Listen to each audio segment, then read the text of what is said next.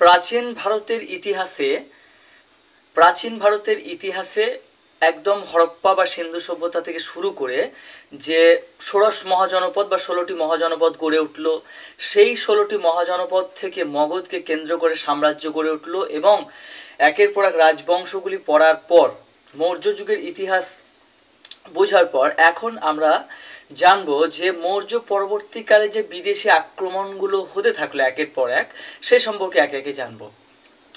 মৌর্য যুগের পরবর্তীকালে শুঙ্গরা শাসন ব্যবস্থা শুঙ্গদের আন্ডারে চলে যায়। সেই শুঙ্গদের সময়কালেই আক্রমণ হয়, যে বিদেশি আক্রমণ সেটি ছিল ইন্দো গ্রিক, তারপরে শক, তারপরে পল্লব এবং তারপরে কুষাণরা। এখন এই ভিডিওতে আমরা ইন্দো গ্রিক শাসকদের সম্পর্কে জানবো, যে তারা কোন সময় ভারতবর্ষে আক্রমণ করলো এবং কোন কোন শাসকরা ভারতে ইন্দো গ্রিক শাসক হিসেবে প্রাধান্য লাভ করেছিল বা বিখ্যাত হয়েছিল। ব্যাকট্রিয় গ্রিক যারা ছিলেন বা ইন্দো গ্রিক যাদের জবন বলা হতো এবং ভারতীয়দের মধ্যে তাদের সম্পর্কে বলা হতো যে বহিরাগত বা শ্লেচ্ছ নামে পরিচিত ছিল, যারা বাইরে থেকে এসেছে। এখন এই যে মৌর্যদের পরবর্তীকালে উত্তর পশ্চিম অঞ্চল দিয়ে ব্যাকট্রিয় গ্রিকরা ভারতে প্রবেশ করলো, এরা কিন্তু মূল গ্রিক দেশ থেকে আসেনি, এরা এসেছিল আফগানিস্তানের বলক নামের জায়গা থেকে, এরা মূল গ্রিস দেশ থেকে আসেনি। এখন এরা আফগানিস্তানে তাহলে কতদিন থেকে বসবাস করছে? আমরা জানি যে নন্দ বংশের পতনের পরপরই আলেকজান্ডার ভারতে আক্রমণ করেছিল। আলেকজান্ডার যখন ভারতে আক্রমণ করে তখন 326 খ্রিস্টপূর্বাব্দ সময়কাল, 326 বিসিতে আলেকজান্ডার ভারত আক্রমণ করে এবং ভারতের যেমন অম্ভি, পোড়া সহ বেশ 2-3টে রাজাকে তিনি পরাজিত করেন এবং কিছু অঞ্চল দখল করে তিনি ফিরে যান। এবং ফিরে যাওয়ার পথে আলেকজান্ডারের যখন ফিরে যাচ্ছিলেন তখন ইরাকের ব্যাবিলন শহরে আলেকজান্ডার মারা যান, সম্ভবত 323 খ্রিস্টপূর্বাব্দে। কিন্তু আলেকজান্ডার একজন সেনাপতি ছিল যার নাম ছিল সেলুকাস। সেই সেলুকাস কিন্তু আফগানিস্তানে থেকে যান, সেলুকাসকে আফগানিস্তানের শাসনভার বজায় রাখার জন্য রেখে যান, যে তুমি এখানে থেকে যাও এবং এই আফগানিস্তানকে তুমি তোমার কন্ট্রোলে রাখো এবং শাসন করো। সেই যে সেলুকাস থেকে গেলেন, সেই সেলুকাসের শাসনের পরবর্তীকালে তার যে নেক্সট জেনারেশনগুলি যারা সিংহাসনে বসছে তারা কিন্তু পরবর্তীকালে আফগানিস্তানে শাসন করতে শুরু করছে। তাই এই হলো আফগানিস্তানে গ্রিকদের ইতিহাস, যে আফগানিস্তানে কবে থেকে গ্রিকরা বসবাস করতে শুরু করলো। সেটা হলো আলেকজান্ডারের পরবর্তীকালে। আলেকজান্ডার চলে গেল, তার সেনাপতি সেলুকাস এখানে থেকে গেল। এই হচ্ছে আফগানিস্তানের গ্রিকদের ইতিহাস। এখন এই আফগানিস্তানের গ্রিকরা যখন ভারতবর্ষে আক্রমণ করার চেষ্টা করলো, তাদের মধ্যে তখন যে শাসক ছিল প্রথম, যার সময়কালে গ্রিকদের তরফ থেকে আফগানিস্তান থেকে ভারতে আক্রমণ শুরু হলো, তিনি হচ্ছেন ডিমিট্রিয়াস। এই ডিমিট্রিয়াসের সময়কালেই ভারতে প্রথম আক্রমণ হয়, সে কথা জানা যাচ্ছে। এখন এই ডিমিট্রিয়াসের বিশেষত্ব কি? এই ডিমিট্রিয়াস যে মুদ্রা প্রচলন করেছিলেন, সেই মুদ্রার এক পিঠে ছিল গ্রিক লিপি আর অন্য পিঠে ছিল খরস্থি লিপি। এই ছিল ডিমিট্রিয়াসের বিশেষত্ব।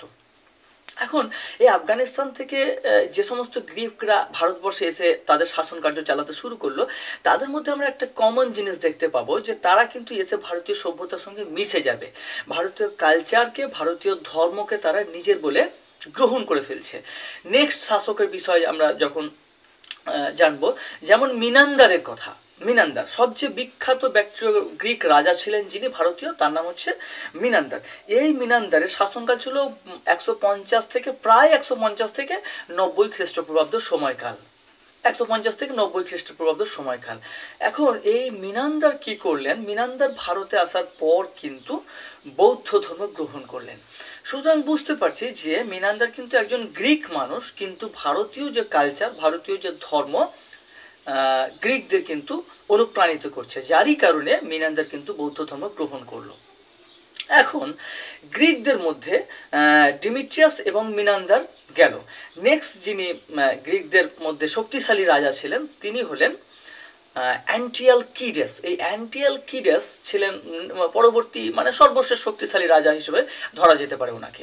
তো এই অ্যান্টিয়ালকিডেসের একজন দূত ছিলেন যার নাম হেলিওডোরাস। দূত সেই ব্যক্তিকে তিনি পাঠাচ্ছেন ভারতের শুঙ্গ দরবারে, তখন শুঙ্গ শাসন চলছে মৌর্য যুগের পরবর্তীকালে।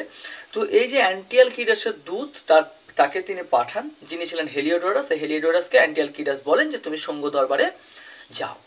শুঙ্গ দরবারে আসার পর এই অ্যান্টিঅ্যালকিডাসের দূত হেলিওডোরাস কিন্তু বৈষ্ণব ধর্ম গ্রহণ করে নেন এবং তিনি বিদিশা নামক যে জায়গাটি ছিলেন সেখানে একটি বৈষ্ণব ধর্মের একটি গরুর স্তম্ভ, পিতলের একটি গরুর স্তম্ভ নির্মাণ করেন।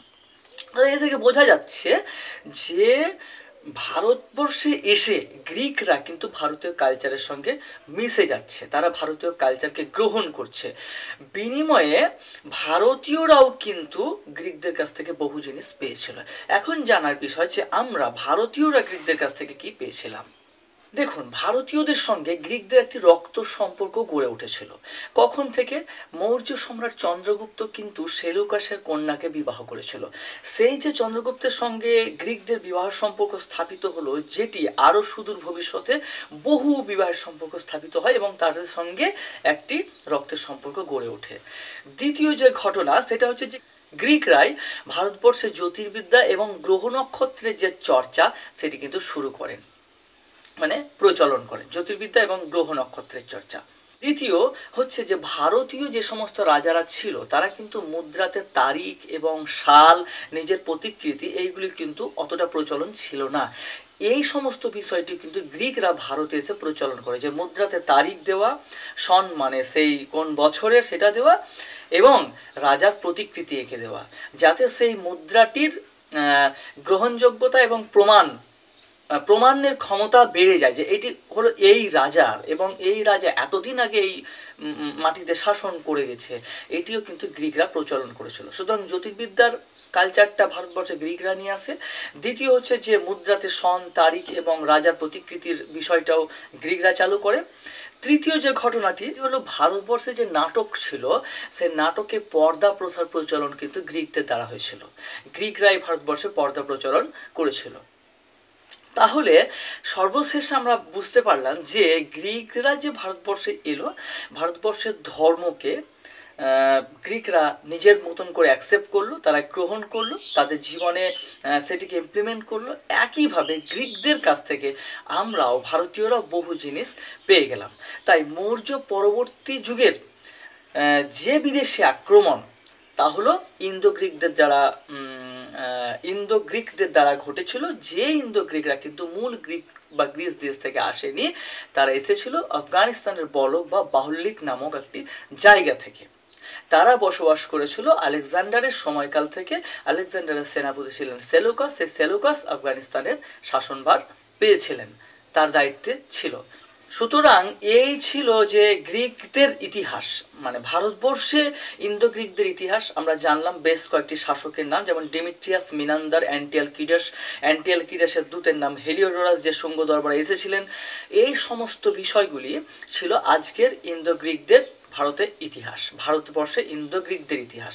পরবর্তীতে আমরা একে একে জানবো আরও যে বিদেশি আক্রমণগুলি, যেমন শক, পল্লব, কুষাণদের ইতিহাস ঠিক একইভাবে গল্পের মতন করে বোঝার চেষ্টা করব। আজকের ভিডিও এই পর্যন্ত। ভালো থাকবেন, ধন্যবাদ।